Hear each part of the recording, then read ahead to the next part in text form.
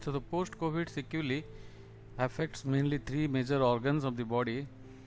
One is called the cardiovascular system, second is the respiratory system, and third is the neurological system. So the most important organ which is involved is the respiratory system and the cardiovascular system.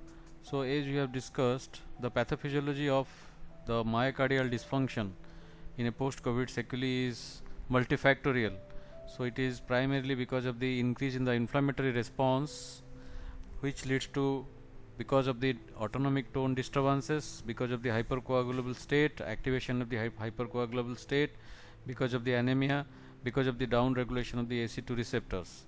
So all these factors leads to increase in the inflammatory response.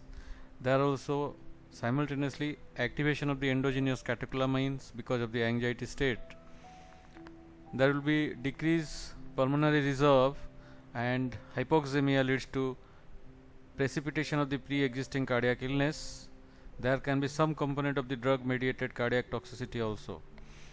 So all these factors leads to myocardial injury and the conduction system damage, which leads to the decompensated heart failure and other sequelae of myocardial dysfunctions like acute coronary syndrome, myocarditis, persistent and prolonged hypotension, Brady-Tachy syndromes, severe bradycardia or severe tachycardia, resting tachycardia, which is most of the times a worrisome for the patient, drug-induced increase in the QT interval, and sometimes the most devastating complications like sudden cardiac death.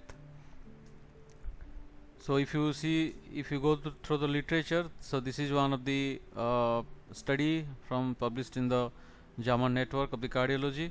So they have studied 78 patients who recovered from the COVID-19 infections, and they have found out that almost in 70-80% to almost 80% had cardiovascular involvement, and in the form of the symptoms we have described before. And in some of the asymptomatic patients also they have noticed such myocardial dysfunctions as demonstrated by the cardiac MRI. So they have done the cardiac MRI almost in some of the mildly symptomatic patients and some of the patients who are severely affected and recovered from the hospital, and they have found out that there will be profound myocardial damage manifested in the cardiac MRI. So this is another study which is published basically in the Clinical Microbiology and Infections Journal, and these data are from the Wuhan. It's a single center longitudinal study, and what they have demonstrated here also, that some of the patients who have recovered from the COVID illness manifested most commonly decline in the physical activity, post fatigue syndrome, post activity increase in the respiratory rate, which is called the polypnea, resting heart rate, increase in the resting heart rate, which is called the resting tachycardia, sometimes insomnia, and very peculiarly loss of hairs, particularly in the male patients. So these sequelae may be related to sometimes genders, sometimes advance of the age, and sometimes depends on the clinical course of the patient during the hospitalizations. So after this is another study which is also published in the JAMA network. So this also shows that most of the patients who are recovered from the COVID illness, the profound symptoms are fatigability and dyspnea.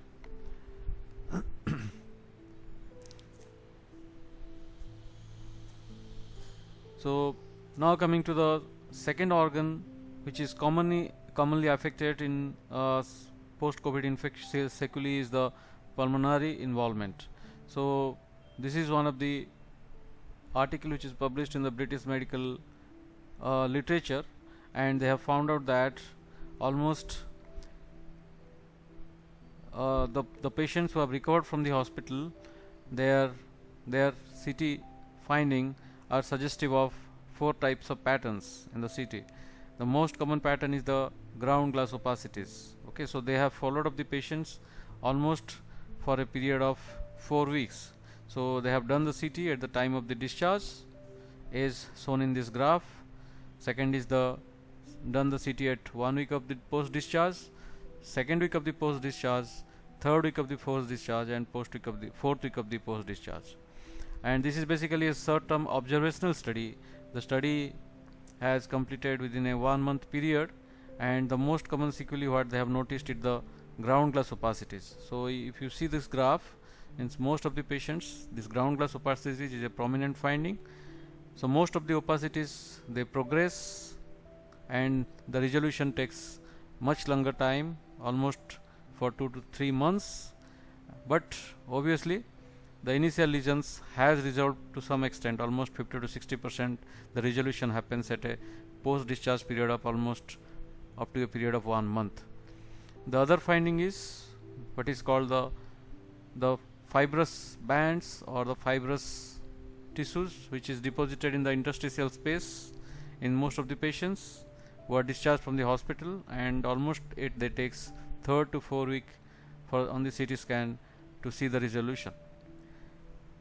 The third common pattern is the bronchovascular bundle disruption. So we see the bronchovascular bundle disruptions. That is also one of the commonest finding in the post discharge patients in the CT scan, and almost we see the bronchovascular bundle disruptions. It takes time to heal, and almost the healing period takes 3 to 4 weeks. And in a very rare case, sometimes there can be small pleural effusion and thickening of the parietal pleura. So this small pleural effusion and the thickening of the parietal pleura, sometimes it persists for a longer time, though the incidence is very, very less. So this is the CT scan finding. If you see this is the scan at first week after the discharge, this is the second week after the discharge, this is the third week after the discharge, and this is the fourth week after the discharge. So something they have described is called the tinted sign, and second is called the melting sugar sign. So the tinted signs are nothing but it is basically the disruption of the fiber of your bronchovascular bundles, like how we see here. So in the first week and at the period of third week, almost most of them have resolved, and this is something called as melting sugar sign. So almost at the end of the fourth week, we can see there will be very few lesions which can persist. So this is a typical CT scan finding of such patients. Okay. And so the treatment depends on basically the pathophysiology and the course of the disease. Some patients, usually we prescribe these 2 antifibrotics drugs. One is called the pirfenidone and second is called the nintedanib.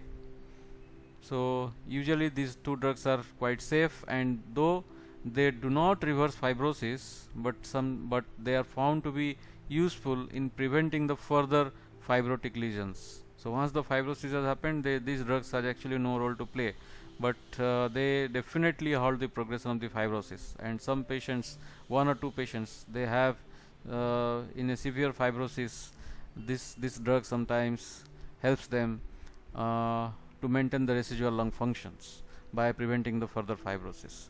So pirfenidone, which is a very common drug in the ICUs, basically sometimes these two drugs they are contraindicated in severe liver dysfunction and GI upset, and where the creatinine clearance is less than 30 ml per kg per minute.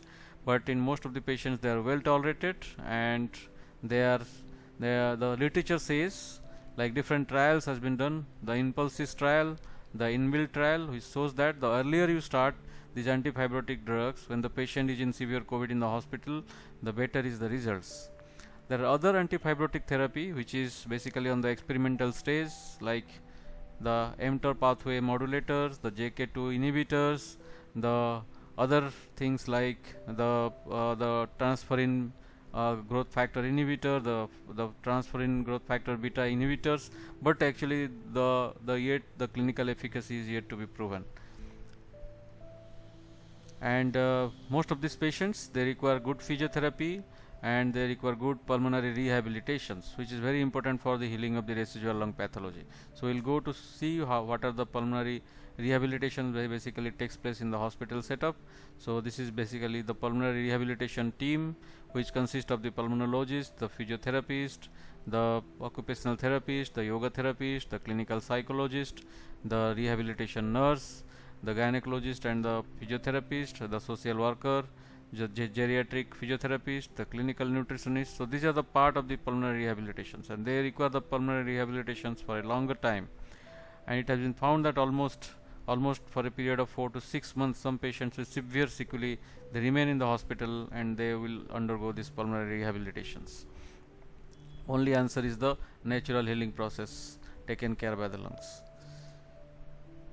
So the most important part is when to consider the lung transplant for COVID-19 patients. Definitely when the patient is in the acute setup, the patient is on some kind of respiratory support like ventilator or ECMO, lung transplant is not a feasible option.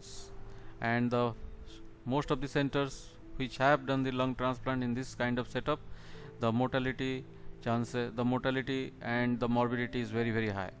So the best person for the lung transplant is a patient who has recovered from the COVID and he has one or more of the sequelae in the form of pulmonary fibrosis without any multi-organ involvement, and after a period of 4 to 6 weeks or sometimes a period of 2 to 3 months, when the pulmonary functions is little bit optimized and the cardiovascular systems and other systems are optimized, then those cases to as a desperate measures, sometimes the lung transplantation can be considered. But the study from the different hospitals and across the world that shows it carries a very high chance of mortality, and it is not a routine procedures in most of the COVID-19 recovered patients. So it is only a desperate measures in few of the patients, and definitely the mortality